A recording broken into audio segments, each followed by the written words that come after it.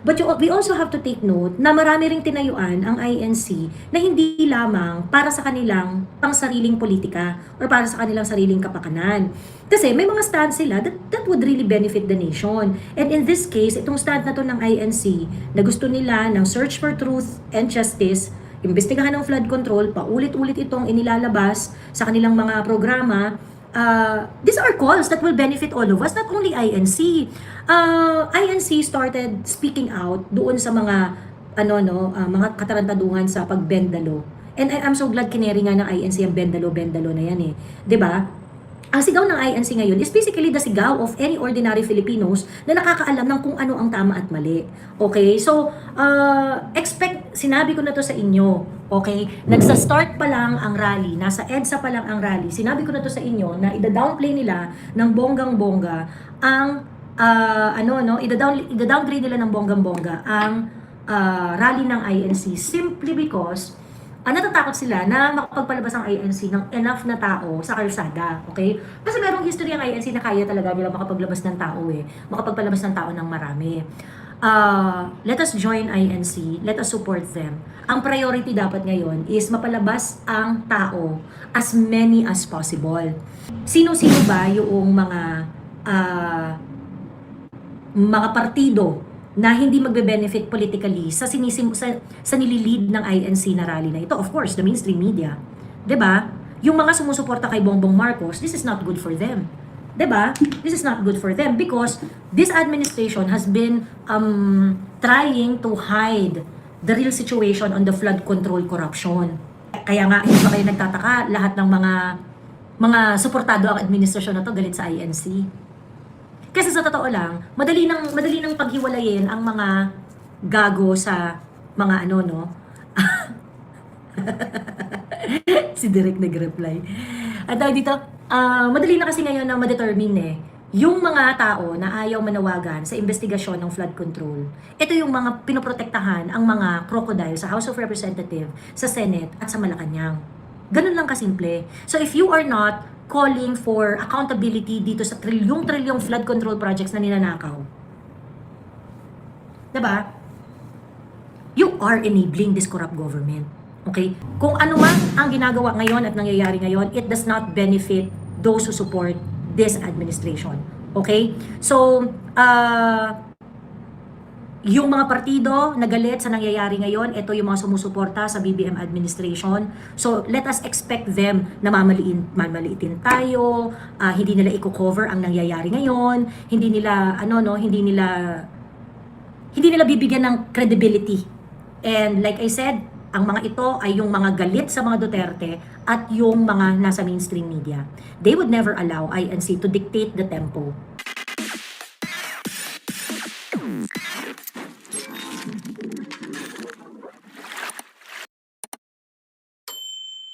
Okay. So anyway, kagaya nga na sinabi ko kanina, expected natin to na ida-downplay nila yung rally ng iglesia.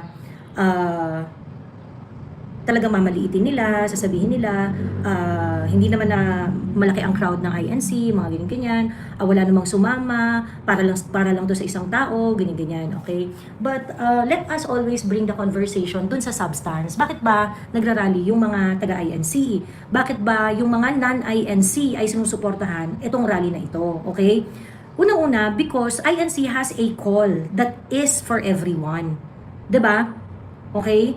Abang kayo sa Net25, may announcement daw po today. Ayan. So mag-abang-abang tayo sa Net25. Nilalaita lang INC, mga inggitero sila. And ako, I am not a person who religiously practice any religion. Hindi kasi naman ako relihiyosong tao, no? Pero na-offend ako kapag nilalait yung paniniwala ng iba. Sabi ni Tony Gorospe, Joey, the coverage wasn't enough to capture what was really happening yesterday. People were shouting and no one was holding us back. Christ, banga, gudas, and sugod. The place was erupting. Sabi ni Tony Gorospe. Kailan ang amang... Sana matapos na paalis na ang politikong kawatan sa bayan. I think we have to focus on what we can do. Paulit-ulit ko itong sinasabi. Marami kasi mga, yung mga kalaban ng INC, yung kahit anong gawin ng INC, kikriticize nila yung INC. galit sila, lalo na yung mga political enemies, no? Kasi a lot of non-INC na very political, they think that INC is on the side of the Duterte supporters. Kumbaga parang, DDS tong INC, ganyan-ganyan. Actually, hindi DDS ang INC. Bad trip nga kami na in-endorse ng INC si Bam Aquino at saka si Bam Aquino nung 2025 election. Parang, talaga, bakit? Ganyan-ganyan.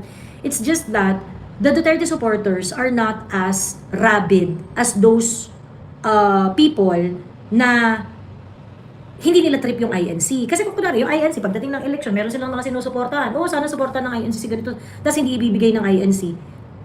We, normally, kaming mga Duterte supporters, we do not take it against INC. 'Di ba? Ngayon, okay, ang daming nagkikriticize sa INC dahil nga parang sinasabi nila, yung INC pinoprotektahan lang nila sarili nilang interest, ganyan, etc., etc.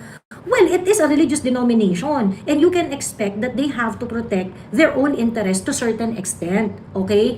But we also have to take note na marami ring tinayuan ang INC na hindi lamang para sa kanilang pangsariling politika or para sa kanilang sariling kapakanan. Kasi may mga stand sila that would really benefit the nation. And in this case, itong stand na to ng INC na gusto nila ng search for truth and justice, imbestigahan ng flood control, paulit-ulit itong inilalabas sa kanilang mga programa. These are calls that will benefit all of us, not only INC. INC started speaking out doon sa mga mga katarantaduhan sa pagbendalo. And I'm so glad kineri nga ng INC ang bendalo na yan eh. 'Di ba? Ang sigaw ng INC ngayon is basically the sigaw of any ordinary Filipinos na nakakaalam ng kung ano ang tama at mali. Okay? So, sinabi ko na to sa inyo. Okay? Nagsa-start pa lang ang rally, nasa EDSA pa lang ang rally. Sinabi ko na to sa inyo na ida-downplay nila ng bonggang-bongga ang, ida-downgrade nila ng bonggang-bongga ang rally ng INC simply because natatakot sila na makapagpalabas ang INC ng enough na tao sa kalsada, okay? Kasi merong history ang INC na kaya talaga nila makapaglabas ng tao makapagpalabas ng tao ng marami. Let us join INC, let us support them. Ang priority dapat ngayon is mapalabas ang tao, as many as possible. Sabi ni Wessing, Miss Joy, ng balita sa Chicken Pastil at Yuli Itum, maraming bangsamoro kahapon na dumating. Ayan, okay. Ang alam ko, suporta talaga sila eh. Marami nang naglabas ng mga statement na susuporta sila. I think Maisog already released a statement that they are going to join the INC rally. Okay, so yun yung general yun yung general na yung napag-usapan na natin earlier, yung mga galit sa INC because of their political power. Of course, we expect them to downplay kung ano man yung exercise na nangyayari ngayon, kung ano man yung rally na nangyayari ngayon, because it's not going to benefit them politically. Okay, so sino-sino ba yung mga partido na hindi magbe-benefit politically sa nililid ng INC na rally na ito? Of course, the mainstream media. 'Di ba? Yung mga sumusuporta kay Bongbong Marcos, this is not good for them. 'Di ba? This is not good for them because this administration has been trying to hide the real situation on the flood control corruption. Okay? And yun ang hinahanap ng INC, accountability. Yun ang hinahanap ng INC, accountability, truth, and justice. 'Di ba? Transparency, truth, and justice. Yun yung hinahanap ng INC na hindi maibigay ng BBM administration na ito. So, of course, kaya nga hindi ba kayo nagtataka lahat ng mga suportado ang administrasyon na to galit sa INC?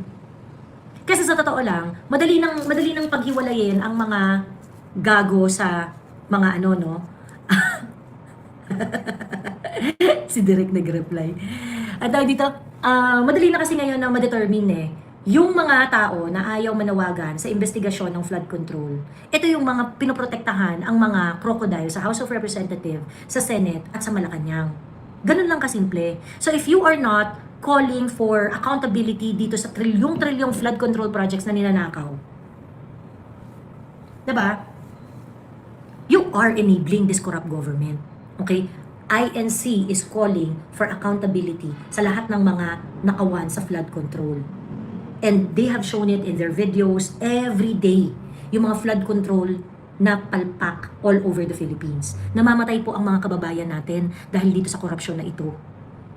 Yung mga pwede naman na mapagaan ang buhay ng mga kababayan natin kung ginawa ng mahusay ang flood control, Ninanakawan po yung mga kababayan natin ng kinabukasan dahil sa mga korupsyong ito. Okay? So, ngayon, that this government had been given so many opportunities to really look for truth, and they are not doing it. Okay? So gusto ko lang establish dito na yung INC and other Filipinos who are thinking the same way, okay, nananawagan ng full-blown investigation para sa korupsyon. And yung mga tao at individual, okay, na pilit nililihis ang usapan sa gobyerno into something else. Like for example, yung mga DDH, no? Kasi itong mga DDH na to, ito rin yung mga partido na hindi makikinabang sa ginagawa ng INC eh. 'Di ba? Ito rin yung mga partido na hindi makikinabang, yung mga DDH. Kaya nga ang mga DDS, there is no reason for you na nakukulangan kami dito sa rally ng INC. I heard some people na gano'n, ano, na parang they want a more fierce call and things like that, which is something I'm going to discuss later. But I would like to state my case doon sa mga kapwa ko Duterte aligned, na there would be no point in parang insisting na dapat ganito yung call, dapat ganito yung para dito sa rally ng INC and things like that. Sa ngayon, okay? Sa ngayon ha, sa ngayon. Hindi ko sinasabi na wag na tayong magbago ng call forever and ever, amen. But what I'm saying is that ang call kasi ngayon is basically do not bend the law.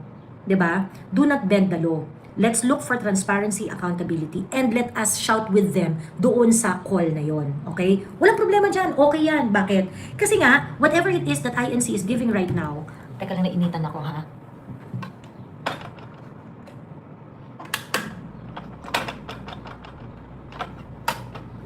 Whatever it is that INC is doing right now, it's not benefiting those who are supporting BBM. Okay? Kung ano man ang ginagawa ngayon at nangyayari ngayon, it does not benefit those who support this administration. Okay? So, yung mga partido na galit sa nangyayari ngayon, ito yung mga sumusuporta sa BBM administration. So, let us expect them na mamaliitin tayo, hindi nila i-cover ang nangyayari ngayon, hindi nila bibigyan ng credibility. And like I said, ang mga ito ay yung mga galit sa mga Duterte at yung mga nasa mainstream media. They would never allow INC to dictate the tempo. Okay? Ngayon, first thing that we have to push back on is that this is not just an INC event. Whatever INC is doing right now, they are leading the rally and a lot of Filipinos are joining them. Okay? So push back tayo yung mga narrative na nagpo-post na hindi nakapag-exam kasi matraffic, nag-rally kasi ang INC, etc. etc. na okay, so ibig sabihin, yung nakawan sa korupsyon, itigilan natin itong mga demonstrasyon na ito. Itigilan natin itong pagkilos na ito. Hayaan, tanggapin na lang natin na nakawan tayo ng nakawan para makapag-exam naman yung estudyante sinasabi ninyo hindi nakapag-exam. Putang ina nyo pala, pag ginayaan natin ito, baka pati yung estudyante na yan, walang marating na kinabukasan. 'Di ba? So, actually sa totoo lang, doon ako naiirite. Yung parang, they are trying to make it appear na parang, perwisyo lang ang nangyayari, mga ganyan-ganyan. Like I said, the more that they try to downplay these rallies, these cries, these mass movement, okay? Lalo nila tayong pinalalakas. So, but of course, syempre, hindi ibig sabihin nun, hindi tayo magpo-push back. Let's push back na parang, ano to? Talaga, concern na concern kayo sa exam ng estudyante na na-traffic? Diba? And I think pagka ganyan naman, nag-rally ganyan, talaga, hindi siya mabibigyan ng special consideration sa school? Talaga ba? Hindi kasi ganun kadami ang mga tao na sumasali sa rally nila, kaya inggit na inggit sila. Okay? Ngayon, focus tayo sa mga challenges natin. Focus, alam nila takot nga sila takot sila sa rally na to. Gaano man kalaki or kaliit itong rally na ito, takot ang mga political opponents ng INC, even ang mga Duterte aligned supporters, takot sila. Kasi nga, hindi ito makakabuti kay Bongbong Marcos. Gaano kalaki, gaano kaliit, it is not going to benefit Bongbong Marcos simply because this rally is very, very organic. Okay? Totoong tao ang nagpupunta, walang bayad ng CIA, walang bayad ng mga oligarko, okay? This is a movement that is potentially fatal dito sa administrasyong ito. Okay? Now, let us focus on our own problem. Okay? Ito na yung sinasabi ko na, na let us always find a way to have a common ground. And this part, I am pleading to my fellow Duterte aligned personalities na imbis na ang hanapin na, let's join the rally. That's first and foremost. Let's join the rally. And then number 2, let us always find a common ground. Okay? Of course, maraming maraming mga Duterte aligned na mga personalities and groups that may not exactly agree doon sa ginagawa ng INC or sa ginagawa ng ibang mga organization and things like that. But this is not the time to really sort those differences eh. 'Di ba? Hindi ngayon yon. Ang focus natin ngayon is alamin natin para maging successful tayo, not only today and also in the future, para maging successful tayo, ang hanapin natin yung common ground natin rather than yung differences. Okay? Rather than our differences. Ano yung sinisigaw ng INC na kaya nating i-carry? Then let us amplify it, okay? Why? Bakit ko sinasabi yan? Kasi ang unang-una nating problema is how do we get people to be on the streets? How do we get people to be on the rally sites? Okay? Yun ang una nating problemahin. Paano natin madadala ang mga tao? Ngayon, kapag maraming na tayo, okay? Kapag maraming na tayo, pwede na tayong mag-modify ng mga calls na gusto natin.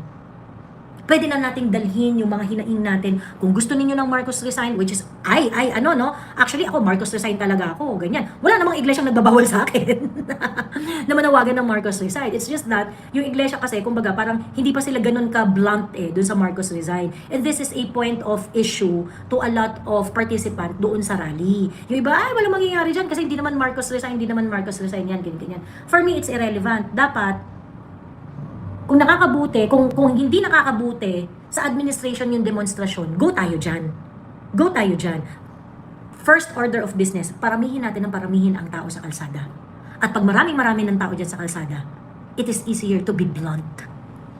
Because we have safety in numbers.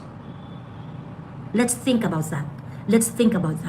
We are going to have safety in numbers. So, ang first order of business is to bring as many people as possible. At kapag marami na tayo, pwede na tayong maging blunt. 'Di ba? Ayun. EP, before ka comment ng comment, sana makinig ka ng paliwanag. Hindi yung sulat ka ng sulat. Ina-address naman eh. Sabi, call for Marcos resignation yung kailangang isigaw ng accountability transparency. EP! Kung gusto mo magsisigaw ng Marcos resign, pwede ka naman magsigaw ng Marcos resign. Pero wag mong persahin yung iba. EPN.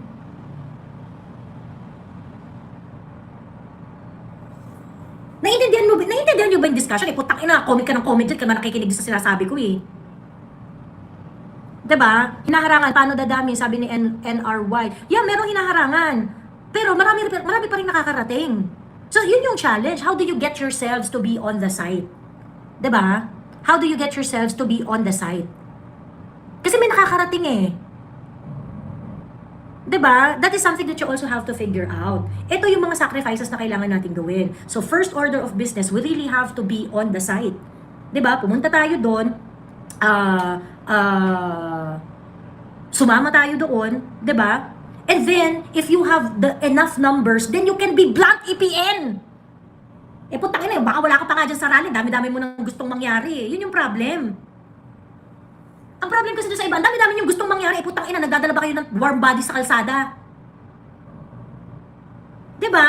Actually, dyan ako napipikon. Yung sa iba na parang, ang dami-dami yung gustong mangyari. Pagkatapos hindi naman kayo nagdadala ng warm body doon sa, sa rally.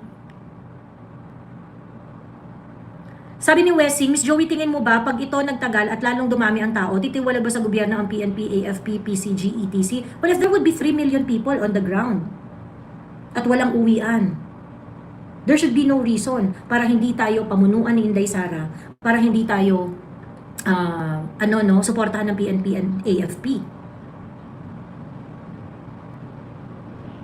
Para sabi ni Solaris, parang wala namang hinaharangan. Dapat may video na naglabasan kung hinaharangan man o hindi. May mga checkpoint pero pinapalampas.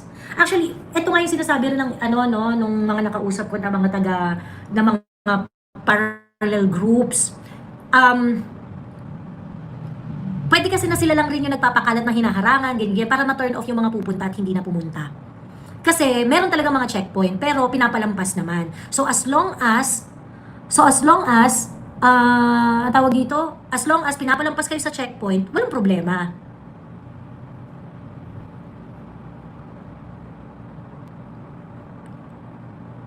Ayun, merong mga hinaharang, natikita na yung mga ibang van. Sabi ni, sabi ni Dang Moreno. Ayun, okay. Ayun. Pero yun kasi pwede mo namang questionin yun eh. Pwede mo namang questionin. Pero yeah, I think merong mga tino, yung mga nakapark sa EDSA. Sabi ni Strictly, actually pwede dyan kung kaya mag-commute ng mag-isa, tapos kung may kasama, make it a small group. Tapos yung service na maghahatid, sunod-sunod lang, mas less conspicuous yan. Okay. So kasi yung iba gusto kasi yung eto no, I would just like to take for others na gustong maging blunt at this early stage, okay? At this early stage gusto nilang maging blunt, okay? We cannot be choosers. Sa totoo lang ha. Doon sa mga kapwa ko na Duterte aligned. Beggars cannot be choosers at this point. INC can provide warm bodies on the streets. So there is really no point na awayin natin yung mga kapatid. Na, hindi, dapat ganito ang sinisigaw ninyo, dapat ganito, ganyan. There is really no point. Okay? Because they have the warm bodies. You want to be blunt? It is okay. Maging blunt ka, hindi naman pinipigilan ng INC yung pagiging blunt mo eh. Kung gusto mo magsisigaw ng Marcos resign dyan, it's okay. Hindi ka naman pinagbabawalan ng INC eh. Pero huwag nyo nang ipilit yung gusto ninyo doon sa INC. Di mo kayo pinapalayas eh, kahit naman Marcos resign kayo. Diba? Okay. So, put that aside. And let us focus on how to bring people on the streets. Kasi if we have enough numbers, you can be as blunt as you can. Please take that into consideration. Okay? Medyo may mga nakausap na ako ng mga miyembro ng INC. Na, kasi marami naman talagang DDS na INC eh. Kasi ayaw lang umamin, ganyan na DDS sila. Ganon, kasi nga parang, their politics is really aligned dun sa Duterte kind of politics. And sabi nga nila, parang, Miss Joey, nasasaktan naman kami yung parang sasabihan na nakukulangan sila sa rally namin or sa rally ng INC. Kasi, ang daming nagpunta, matatanda, naulanan na doon. Guys, first day ng INC rally, umuulan. Pero ilan yung nagstay doon? 15,000. Ilan doon yung INC members? Diba? Ilan doon yung INC members? So para sabihin natin, doon sa mga, nakukulangan ako sa rally or walang mangyayari dyan, kineso, yung mga ganong etchos, let us be mindful doon sa sacrifices ng mga taong nagpunta mismo sa rally.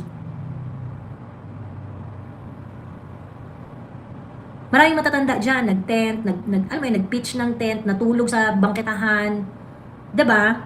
Nahirapang maghanap ng iihian, tataihan, or whatever. Ayun. Sabi ni Kuya Ignis, okay lang maging blunt, pero ang keyword, do not open in public yung thinking na walang mangyayari kasi it will affect the morals at yun ang gusto ng mga kurakot na magkaroon ng divide. Correct! Correct! Actually, sa totoo lang, this is not the time to talk about, hindi, walang mangyayari dyan kasi hindi mababalik ka ng AFP, PNP, ganyan-ganyan. Well, yun yung goal natin, kaya nga ginagawa natin ito. Diba? Later on, na sana ma-convince natin sila. Kasi first, you need to show that we are the taong bayan. We need to show that we have the numbers. And that is what we are failing to do every time na nagkakaroon ng rally. Aminin natin yan. Aminin natin yan. How can you convince the AFP and the PNP that we have the numbers if there are no warm bodies on the streets? Kaya nga ang laban dito, bring as many people on the streets. Diba? Dapat i-empower lang, like ano dapat protocol pag hinarang. Example, record badge, plate number, digital footprint, like FB Live and tag CHR. Dapat may protocol per situation just to empower everybody. Yeah, I think it's very important na na mag-video kapag kunwari hinarang, ganyan-ganyan. O ngayon, pagka pinalampas kayo, di goods tayo, di ba? O pagka kunwari pinabalik kayo, pina-turn around kayo, ganyan-ganyan. O kunin niyo yung mga detalye, sino po ba kayo? Sabi ni Dexter, tama po kayo Miss Joey, nakita namin yung mga oldies na INC members na since day 1 nasa rally na. Salute po sa inyo. Even 2 million is enough para kampihan tayo ng PNP, AFP. Once tumiwalag ang AFP at PNP, hindi na magpa-function ng gobyerno at walang choice kundi mag-resign si BBM. Yun nga, but we have to impose our numbers. Diba? People power is not illegal. Nasa constitution nga natin yan eh. Diba? We, the sovereign Filipino people. But of course, ang first order of business dyan is we have to show up. Diba? We have to show up. Yung KOJC ba tahimik? Anong ginagawa ng mga leader ni Kibbs? Wala pa akong balita kung meron silang pagsuporta na gagawin or pagkilos na gagawin. But I see a lot of KOJC members who are very, very supportive sa INC. Hindi nga lang siya stand ng KOJC as a group right now, but I see a lot of I know that they are KOJC members, ano, pero they are very, very supportive sa ginagawa ng INC ngayon. Ayun. Nag-join na po ba ang Bangsamoro? There are some Muslim brothers and sisters natin na nagpunta na sa rally kahapon. Ayan. At ngayon, nasa Liwasang Bonifacio, no? Okay, guys. Today kasi araw ng samba ng iglesia. I do not know the exact details. This is just an observation from my end kasi hindi naman ako iglesia ni Cristo, no? Ayan. Nasyashock nga yung mga nanonood sa akin na INC kasi nagmumura ako. Ayan. So, today kasi is samba ng INC. And for me, yung araw ng samba, after ng araw ng samba nila, marireinforce yan. Marireinforce yan. And malaki rin kasi yung cost sa INC na kapag they were not able to really show up, mapagbibintangan na naman yung INC dyan. Nakipag-usap na kayo, mukhang meron na naman kayong kineso, ganyan-ganyan. I don't think that INC would like that, na pag-isipan sila ng ganun ng mga tao. Kasi, pag kunwari, na stunt yung movement, yung bigla na lang nawala, tapos parang, bakit ganun? Bakit nakapag-produce ang INC ng 15,000 ngayon? Pero dati, 100,000 yung napoproduce nila na nag-a-attend ng mga rally. So, yung mga ganun, maku-question kasi sila dyan ng bonggang-bongga. So, I think, ang tawag dito, it is not of the best interest of INC na itigil itong rally na ito. Ayun.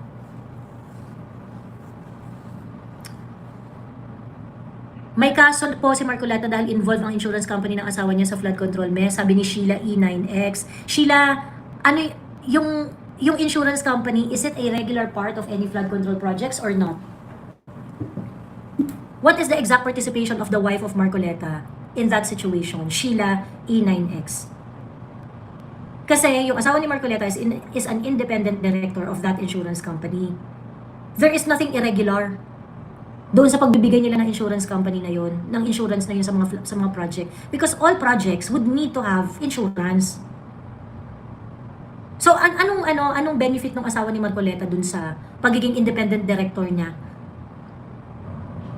If it is part of her regular job, at wala naman kayo napatunayan na meron siya, nakakuha siya ng something, ng something out of it na very, very excessive. Diba? Shut the fuck up.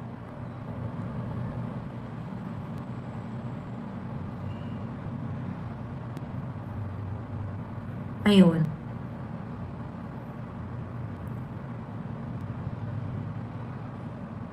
So yun, ayan, galit na si Carlex Crespo. Sheila, tanga ka. Actually, Joey, kahapon, may pagsamba. Super busy ang lahat ng kapilya dahil magpapasalamat po kami. Super busy talaga. Pero we make sure pa rin to show up. Dito sa San Pedro, may checkpoint rin.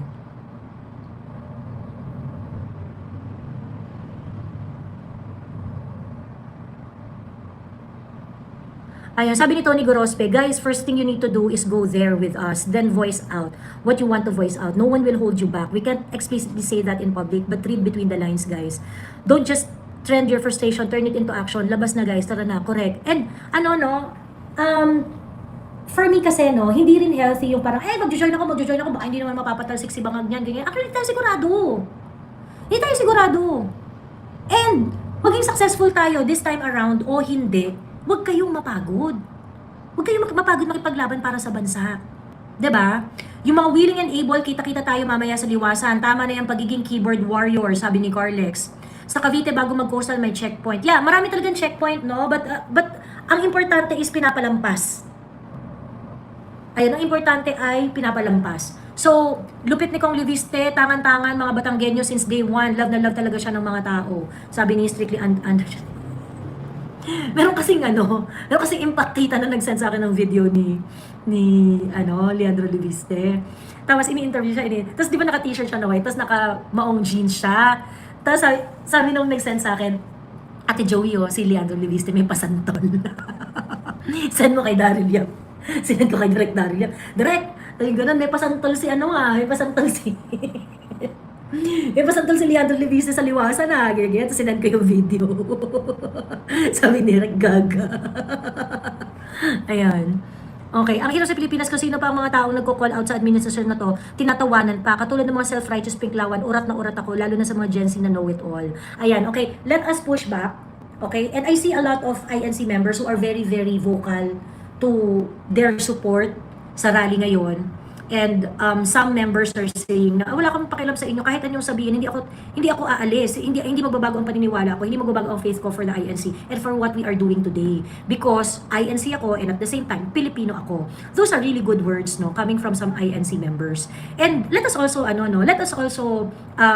help INC kapag binabalasuba sila, alam mo yon, you do not have to agree to their religion. Hindi mo kailangan paniwalaan yung doktrina nila para ipagtanggol mo sila. You just have to respect their right to believe.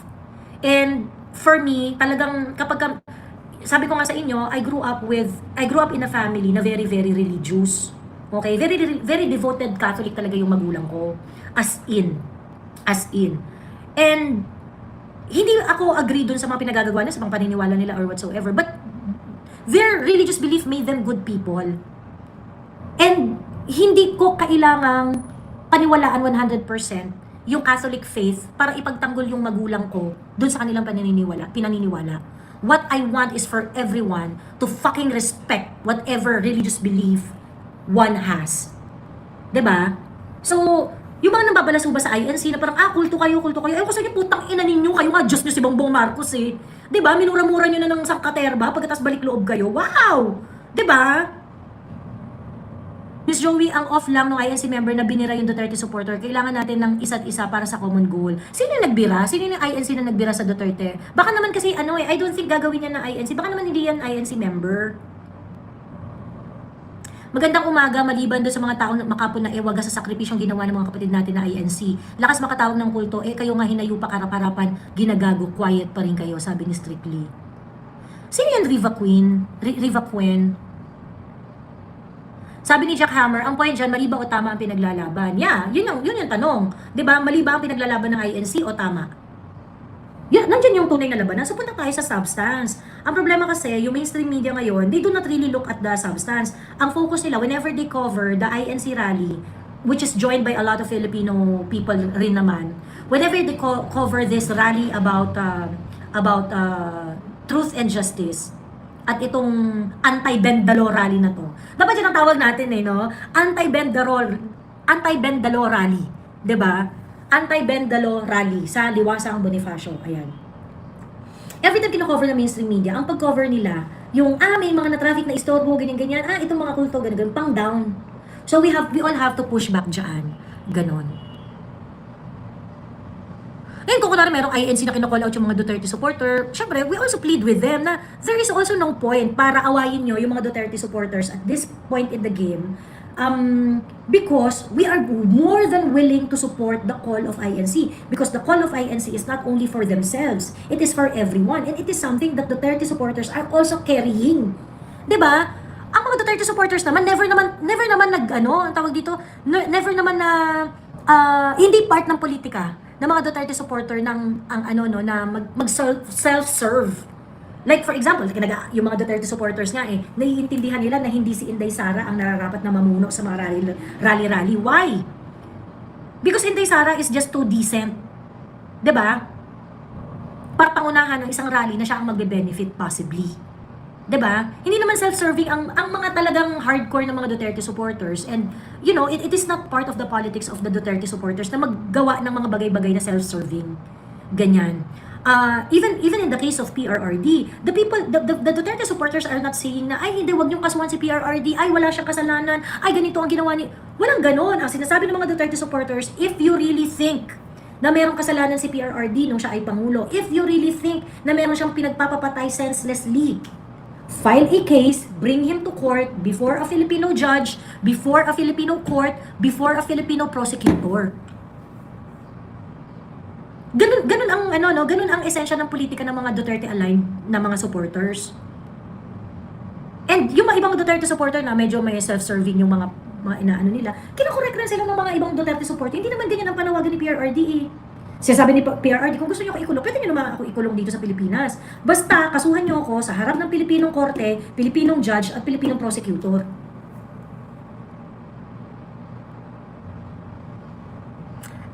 Ay, gusto ko to. Sabi ni Henry Joseph Mirasol. Ay, alam niya, ang rude boy. Sabi niya, Miss Joey, hindi ako, ayoko magsuot ng lakos para sa mga ganid dyan. Gusto ko ng friend Perry. Yes, the working class. Sabi ko kasi na Duterte sa INC rally, which is okay lang naman. Pero sabi ng INC, hoy, huwag ka sumagaw dito ng ganyan. Iba ang laban namin. Na-off lang ako. Ah, okay. Okay, okay. Okay, okay. Mm, mm, mm. Siguro kasi kung may programa, medyo inappropriate kung ongoing yung programa. Pero kung tingin ko kung sumisigaw-sigaw lang naman ng ano, sana i-allow na lang rin nila. Ganon. Joey, napaka-therapeutic ng voice and mura, sabi ni Didi. Ang maganda sa Iglesia ni Cristo ay nananatili pa rin itong matatag sa nakalipas na 112 years sa kabila ng iba't ibang political issues ng bansa. I think we siguro baka yan yung kailangan i-figure out ng mga released na doon na INC members at saka ng mga Duterte supporters. Kumbaga parang at what point can the Duterte supporters voice out their like for example yung magsisigaw sila ng Duterte and things like that.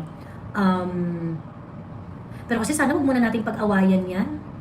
Huwag muna nating pag-awayan. Kung may programa, do not bend the law. Doon na lang muna tayo, do not bend the law, do not bend the law. Pag maraming-marami na tayo, saka tayo magpaka-blunt. Mag-anlisigawan tayo ng Duterte, ng Marcos resign, or other blunt chants that you want to shout. Ayun. Sabihin niyo na lang, pasensya na po kayo kasi mahal ko rin po si Duterte. Ganun na lang sabihin niyo. Sigaw na lang kayo ulit. Tapos sabihin niyo, pasensya na po mga kapatid. Di ko lang po mapigil. Mahal ko rin kasi si PRRD. Binendalo rin kasi nila si PRRD. Diba? O, di pasok doon sa pinaglalaban ng INC. Ganun. Pasensya na po kayo mga kapatid. Una nilang binendalo si PRRD. Ganyan. Diba? Siguro ako, baka ganun yung pag-handle ko doon. Ganun.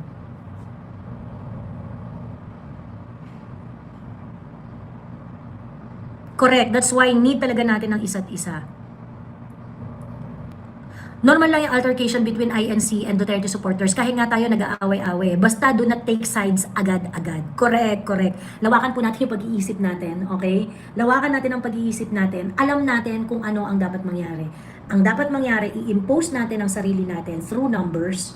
And then, from there, we would have power that we may not realize we have. Pero ang kapangyarihan po talaga nasa numbers. So, we all have to do this and do this intelligently. Do this with patience, with understanding, and do it with conviction. Sabi ko nga sa inyo, gaano kalaki or kaliit itong rally na ito? Hindi ito makakabuti sa BBM administration. Because it is a tangible proof that people are dissatisfied. It is a tangible proof na marami ng bad trip. 'Di ba? Magtagumpay tayo dito, hindi tayo magtagumpay. We made a statement. And please, let us stop yung mga ganung pag-uugali na na ayoko sumali kasi baka hindi naman mapababa niya si Bongbong Marcos, ganyan. Hindi ka nagrarally, primarily para wasakin ang buong gobyerno. Okay? You may have that kind of desire, and I do not blame you for it. Okay? I do not blame you for it. But the first order of business is because you want to express your grievances and you want to be heard. Whatever's gonna happen after that, okay, let us watch it unfold. Panoorin natin kung anong susunod dyan sa mga bagay na yan. Pero sa ngayon, ang dapat nating isipin at ang dapat nating ilagay sa kukote natin is that there is strength in numbers.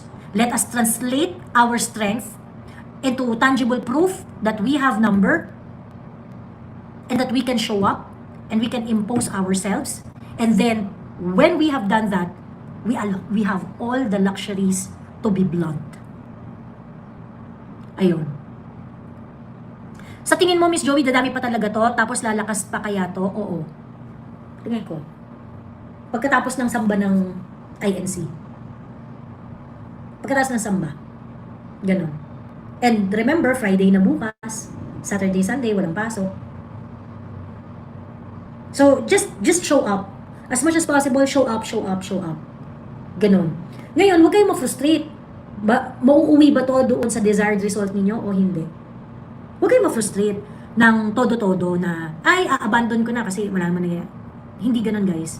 This is a long fight. Nobody said it's going to be easy.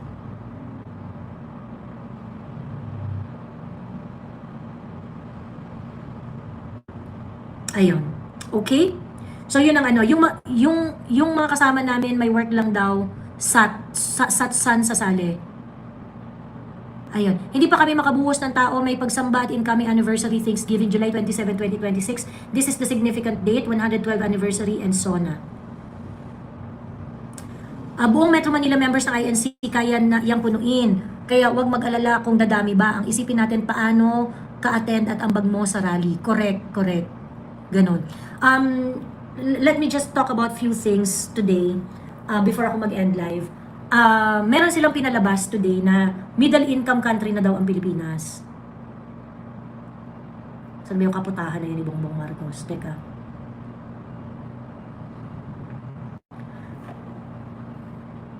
According daw sa World Bank, upper middle income economy na daw ang Pilipinas.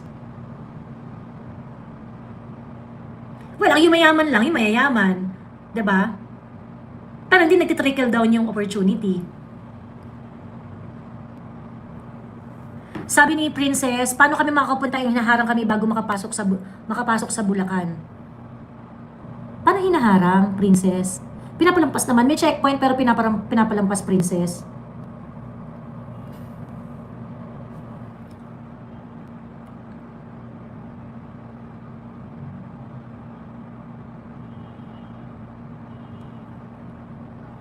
Ayun.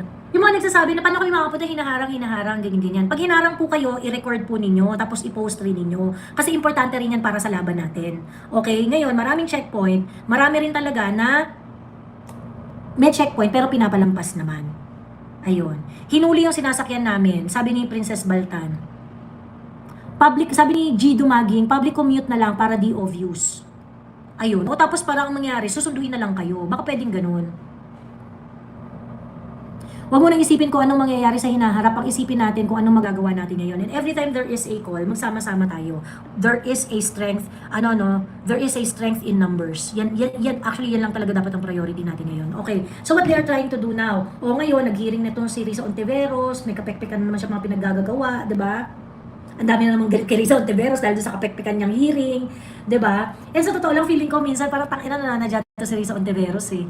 Yung mga kabubuhan niya, o di ba inaway siya ng mga ginawa niyang subject matter dun sa hearing niya. Parang bobo talaga nitong gagang to. And ordinarily, we will be consumed by the kabubuhan of Risa Ontiveros. Di ba?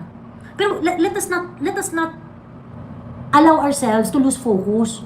Tangina, fraud control tayo. Doon tayo sa nakawan ninyo mga putang ina nyo. 'Di ba? Pagbayaran yung kasalanan ninyo. 'Di ba? Kasi imbis na pagbayaran yung mga kasalanan ninyo, kinakasuhan ninyo yung mga tao na naghahanap ng katotohanan. Tangina nyo. 'Di ba? Tangina nyo. Si Tulfo may kabubuhan din. Bawal daw sa bata magpapasok sa firing range. Kabubuhan ng Tulfo. Oo, wala namang ganung rules. Dito sa amin sa lokal ng Zambales, wala pang pahayag. Bakit kaya di pinahayag sa pagsamba? Ang daming gustong sumama ng mga kapatid. Sabi ni Ira Tus Glenn Cruz.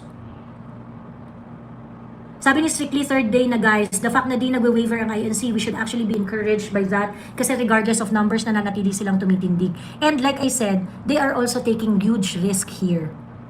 They are taking huge risk here. So, let us make them feel na as long as yung kanilang pagkilos at ang kanilang panawagan ay para sa sambayan ng Pilipino, we are going to support them. Ayan.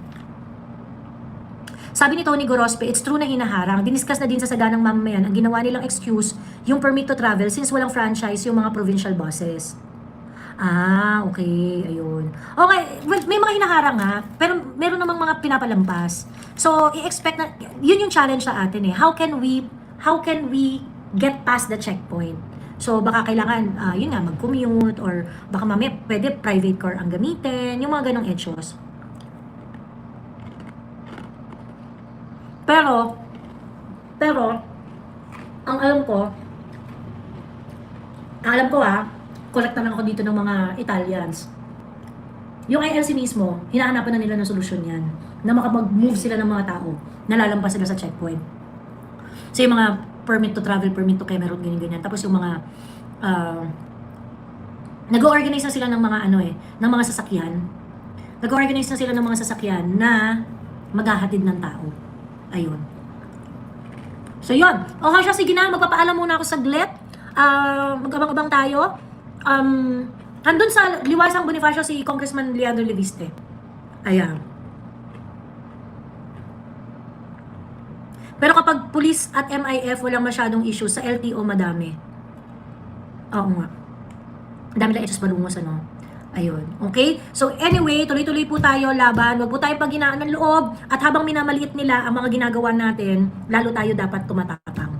And like I said, okay, ang takot at ang kaba ay nagbibigay lakas loob sa mga magnanakaw. Ayan. Okay? So, I'll see you next time. I'll see you soon. I'll see you very, very soon. Ayan. Dapat kasi ako surprise ako. Ayan, don't be discouraged kapag hinarang yung bus, bumaba kayo, then commute, sabi ni Tony Gorospe. Yes. Okay, I'll see you all. Bye everyone and take care.